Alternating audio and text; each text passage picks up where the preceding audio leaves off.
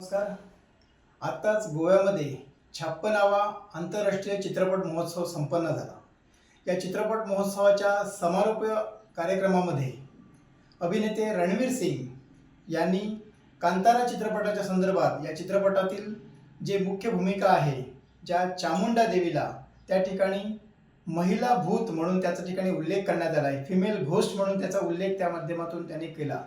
त्याचबरोबर इतकंच नाही तर या ठिकाणी त्या देवतेचा विचित्रपणे हावभाव करून एक प्रकारे विडंबन केलेलं आहे.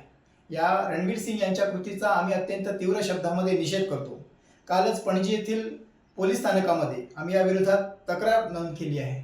तुलू समाजामध्ये आज चामुंडा दैवत हे त्यांचं आराध्य दैवत आहे, त्यांचं कुलदैवत आहे. लाखो हिंदूंची श्रद्धा आहे की हिंदूंच्या देवी देवता ह्या आमच्या आदरस्थानी आहेत. त्यांचा अशा प्रकारे अवमान करणं हे अत्यंत निंदनीय आहे. त्यामुळे या हिंदूंच्या भावना अत्यंत दुखावलेल्या आहेत. या विरोधात आम्ही जी तक्रार केली आहे, आम्ही सरकारकडे मागणी करतो की रणवीर सिंग यांच्यावर जी काही कायदेशीर कारवाई आहे ती त्वरित करावी. त्याचबरोबर रणवीर सिंग यांनी समस्त हिंदूंची जाहीरपणे माफी मागावी, अशा प्रकारची मागणी या माध्यमातून आम्ही करत आहोत. नमस्कार.